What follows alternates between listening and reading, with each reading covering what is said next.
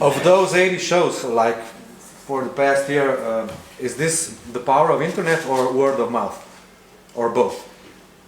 I think we're pushing it. What? What are you pushing? We're pushing the Beatles so hard. We're pushing the Beatles idea so hard, you know, that people just go along with it. No, but I think internet's helped, and it's, you know what? It's for free. It's a lot of hard work. There's no way around it for any band. No matter who you are, I think you just have to push it. You're on the phones, you're talking to people, you're convincing them of things, you're sending things out.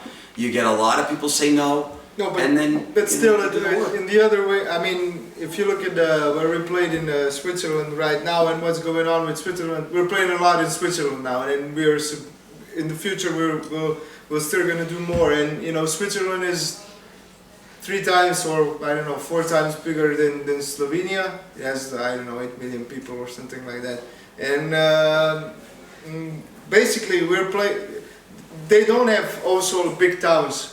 You know, their towns are small, just as Slovene towns, and you can play all those towns, and also the word gets out. You know, we played in towns. It couldn't be. I mean, internet, yes and no. At young people, internet works. At people over 50 or over 40, it's already. So whoever hears about us, and they're kind of curious. They go to see this. Yeah, but the bottom line is you got to go out and you got to play. Yeah. And if you do play, and if shows are good, the word spreads. if people are satisfied, they go home with you know, smiles on their faces, you know, and that's you know, you win. You know, that's why we play actually. yeah, you know, we've been back to it, and now since the band has been out doing this for 3 years basically, we've played a lot of places, 2, 3, I mean, Zagreb, my God, I think we've been back there like 5 times. And it never goes down, it gets better, and I think that's where the word of mouth comes in. People are talking and they like it, and they keep coming back for more. Talking about people, like visitors, so about the age, from teenagers to old people? Yes. from 6 years old to 76 years old. Yeah. People who remember them. Even 78. Yeah. People who remember the Beatles, people who've seen the Beatles. We just ran into a guy in Germany who saw them in Munich in '66. And then you've got the families coming with their kids. And everything in between. I think the biggest surprise has been the surprise. The positive surprise is when teenagers are singing Beatles songs. This is something that, I mean, they're like 17, 18 years old and they know the songs. Yeah, for me the biggest surprise was when we played in Holland and there was a boy 6 years old, right, sitting in, at the end of the stage. And he even, sing the lyrics of a song that, at the beginning, all of the songs, he knew all the songs, and he was 6 years old and Dutch. So you have 2 sets in an evening, and you change, and you play, the first like part this. of their career and the second. Yeah, you could take it further and cover, the Sgt. Pepper era and Abbey Road, all the way to Abbey Road. But we do it in two sets. With 2 changes, and we change the music around as well. We don't want to do it chronologically. We don't, because if the Beatles were to play a concert, well, let's put it this way: if you go to see the Rolling Stones or U2, they don't start with "I Will Follow" and end with their latest single. They mix it up and they get a feel for a set that works for an audience. They try to create energy like we're doing. Yeah, a live show. If the Beatles came together now, what would they do? They'd mix it all up and try to create that energy, like you said. So how many songs can you play live?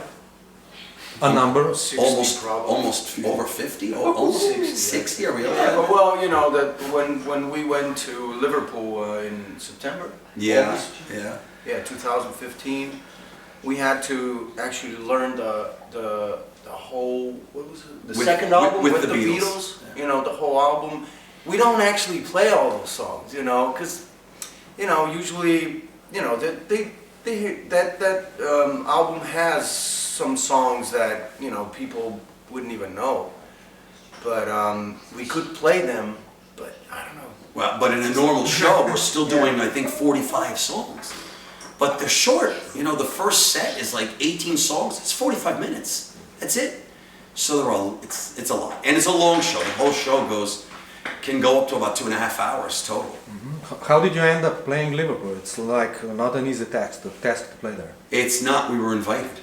You put your name in and you just send them what they ask for, photos and, you know, links, and they want to see a video, and you just fill out a kind of a form and give them what they ask for. And I think they said last year they got around 350 applications for bands, but not just tribute bands like us, duos, I mean puppet shows, you know, everything and anything. We ran into a 9-piece band from, where were they from? Lima. Peru. Lima? Yeah, Peru. Lima. Yeah, they didn't look like them. They didn't try to dress like them, but they were playing all, you know. They tried to play like that. Boy, boy did they play. Whoa, they were great. But there was an old Japanese girl band and another one from Brazil. All girls. All girls. Playing Brazil. Fun, a lot of fun. Yeah. So, what do you think that makes this music so timeless, so appealing to the masses from, let's say, 5 to 90? Great songs. Just, you can't. The Stones have great songs. But I think they'll be around too. I think maybe the difference is the Stones are still around. You can still see a Stones show. Maybe that'll change in well, Keith is never going to die, so you'll never see a Stones tribute because he'll be around in 100 years for your grandchildren to see. You know, so, but no, I think that might be it. I think the Beatles thing is that they're gone. You know, you can see McCartney, but you won't ever see the Beatles again. So maybe that's some of it. But I mean, can you think of a band that wrote so many great songs? In such a short time. Yeah. I mean, really, we could actually perform songs that we don't play because of, let's say, orchestra, violins, horns, but we could throw in another 10 songs and people would know every one of them. Penny Lane, Strawberry Fields, you know, Lady Madonna. They're all hits. Yeah, it happens a lot of time when people go to our concert and say, you know, I don't know, before the concert, they say, you know, the Beatles, I don't know, you know, and then after the concert, oh my God, I knew every song, it was great, you know, because of the songs. In subconscious. They don't know that they know the song. And they realize it later, that's true. They said, I didn't know I knew so many Beatles songs. Yeah. And that's the fault of the radio presenters that don't say after the song or before it, you will now hear this band with this song. But you see, maybe that's true. I don't think radios play a lot of Beatles. You know, I mean, they do, but not as much as, like, you know, nowadays music. People are getting it from other sources. But I think it's just like moving from, you know, like my parents listened to the Beatles, you know, and they just, yeah, it just passed on. Exactly, it's passed on. That's the word. But again, we're still listening to Beethoven. We're still listening to Mozart. You know, you know, good music is good music. It's timeless. Interesting. Well, this peculiar show in Svetličarna. Particular. It might be peculiar. We don't know yet. It's very peculiar. I think this is a new level for you, especially because your places, your venues are bigger and bigger through months, also in Slovenia. And you also invited some special guests that are very well recognized from Slovenian audience. What are your expectations for the show? We try to keep them low, I guess. You know, you don't really, you know, you don't want to get too excited about anything. Okay. And it is another step forward. It is. I mean, we've been waiting for this show. We're looking forward to the show. It is a big one. It's the biggest show we've done on our own in Ljubljana. I mean, we've done skis, we've done Majski, playing to thousands of people, but this is our big Ljubljana show. And yeah, with the guests thrown in, it takes it to a different level. It makes it something special. So we're hoping it's going to be great. You know, that's all we can say. We just fingers crossed and hope all the work we've done around Slovenia in the last 3 years, you know, has paid off and it just moves forward. That's all you can do. Because there were a bit of confusion a few years ago when Czech version of Beatles, the Beatles band played here, and I was wondering, well, we have our Slovenian version. Why organizers do not invite our version of tribute to Beatles band? So they played, I think, Križanke. Cvetličane. Yeah, Križanka, yes. And And I think also Križanke. Križanke is just this a venue for 3,000 people, 3,500 people. Yeah. So I think this is your future. Absolutely. We're going to the top. A bit later, maybe 3 years later, then it should happen. But We hope so. I mean, it's the logical you get way it should progress if it does. You hope. You just hope it will. It's the Križanke, then Stožice, you know. Sure, of course. Wembley. I don't know. You know what's next? I don't know. No, Planica. Planica. I would like to ask you, you as a musician, as an artist, when did you get an idea to start a tribute to Beatles band? Maybe back when you were still living in New Jersey, and how did you put all strings together and get finally those guys in this working chemistry that you are satisfied with? And can you tell us a bit of background and your struggling on scene? I don't think I could speak for myself, it never crossed my mind. And I've been a Beatles fan since I was a kid. But it was just one of those things, maybe it's this fear of like, God, you can't, it's sacred, you can't do that, you know, you can't get near that. And it just really kind of fell into our lap because we were approached, Gaspar and I were playing in another band, and a guy from the British Embassy or Chamber of Commerce came and approached us and asked us if we knew some Beatles stuff, and then he went further and said, well, we're doing something in partnership with the Lions Club, and it's a fundraiser. And we're thinking of getting a Beatle band from England. And of course, you know, the greedy capitalist in me went, there could be some money in that, you know. Are you a greedy cat? Well, I became a democratic socialist now that I live in Slovenia. But yeah, you know, it looked like an opportunity. And then, of course, you know, you take it on, and all of us were like, oh, this is just a ton of work. You know, it's a daunting task. It's a scary thing because Beatles songs look simple. You know, and they're not. You know, it's like the Beach Boys. As simple as a child's melody. But it's, you know, when you really dig in, there's nothing simple about it. It's extremely difficult to play, extremely complicated. And the details, you know, if you want to get it right. So it was a lot of work. But once we did it, we thought, all right, well, we did it. We had some fun. We went out and played a few more shows. And then it kind of took on a life of its own. It's almost like we were struggling to keep up with it because we're like, well, what do we do now? Well, then let's get the suits, let's get the outfits, let's get the equipment and see where it goes. And then it was like, why didn't we think of this sooner? But never would have guessed. It's so tempting because of what Ernie said before, you know, that music sounds so simple, their music, your Beatles music. And then you say, okay, you know, oh, it is sacred, right? But I can do this, right? You say to yourself, you know, I can do this. But then, you know, you're trying to get closer and closer and closer, but you can't get there, you know, because you're not them, you know. It's never gonna happen. And so, but it's I think in our business, you know, in tribute bands and Beatles tribute bands, is like to get as close as you can. And we're checking out other tribute bands, you know, all over the internet, you know, try to figure out what they got right and what they got wrong.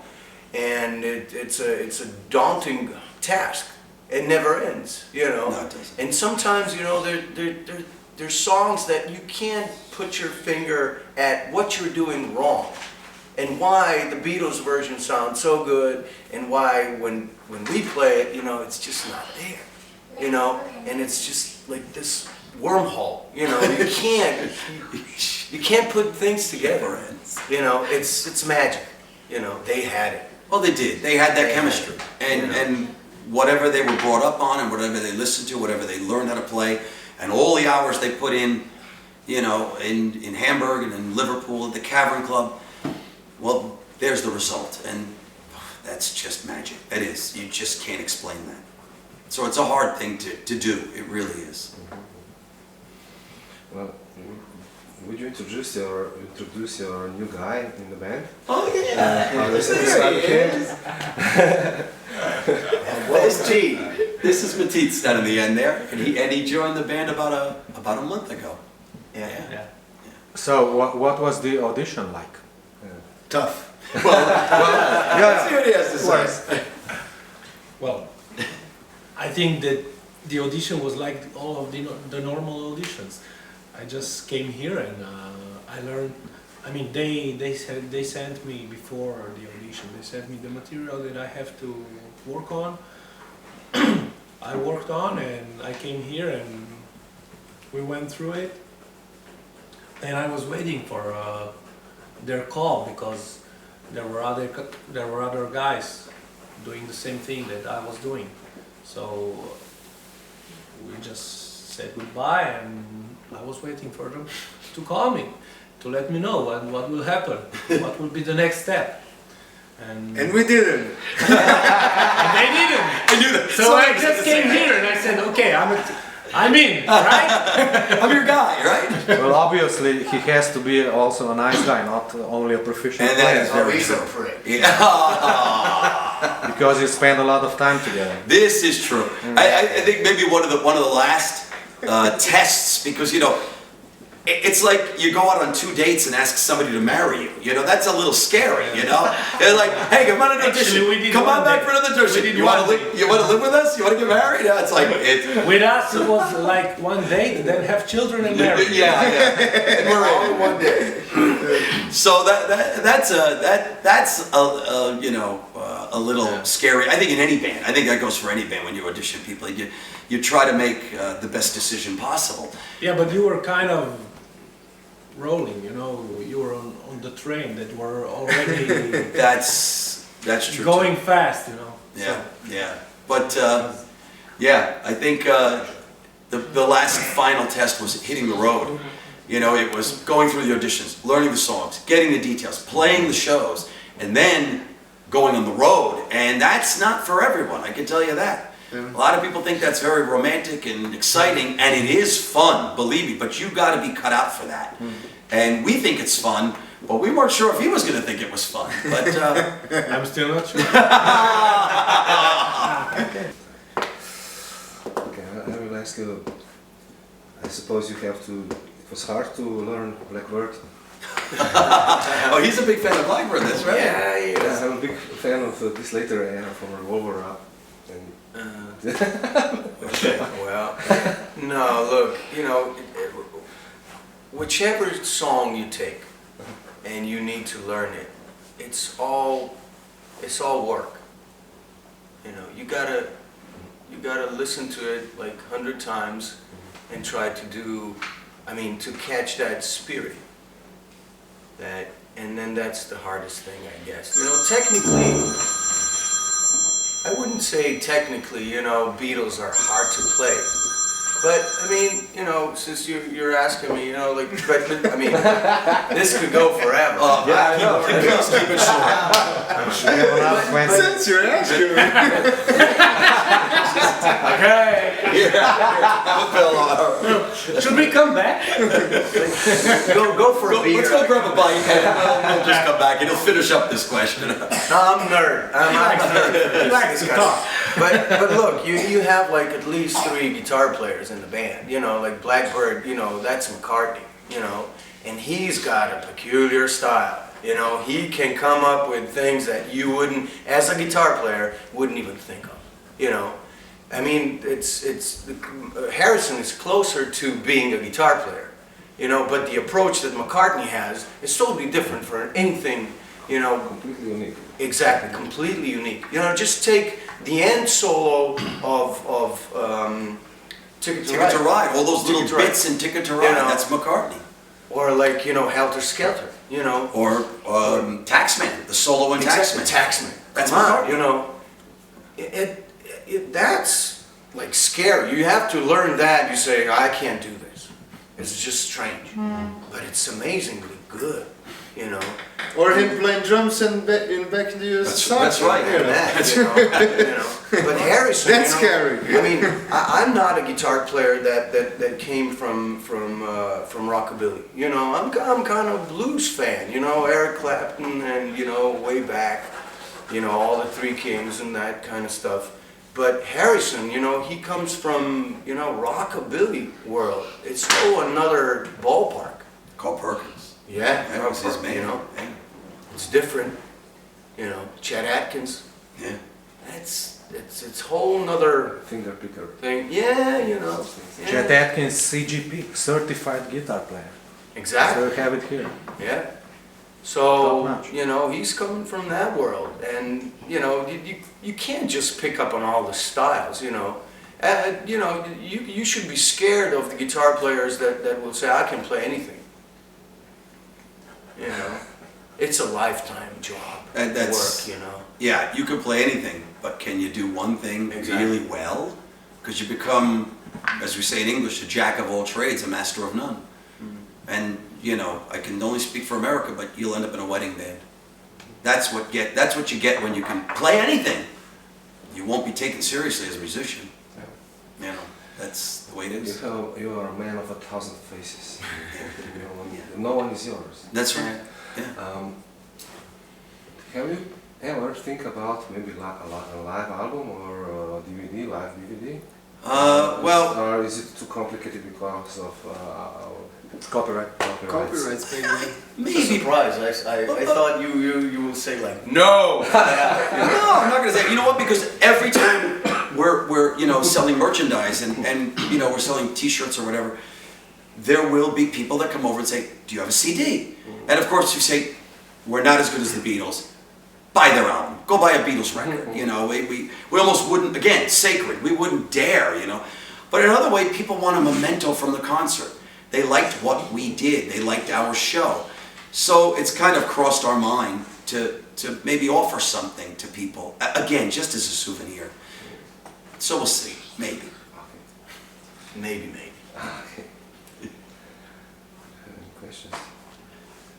Plans for the future? Don't you think? Why not?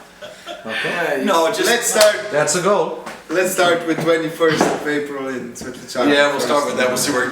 No, we just want to keep doing what we're doing. Okay, We yeah. enjoy what we're doing. Try to play I as think many shows out. the main in- point is that we don't have big goals. We just have to enjoy every show that we do.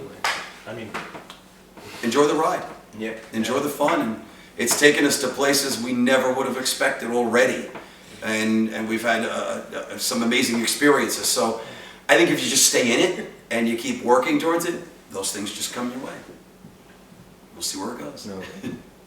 So, hello to the readers of Rockline. Hey, Rockline. Hey, Rockline. Readers, viewers, how are you? Come to the show, Set the Job Now, April 21st.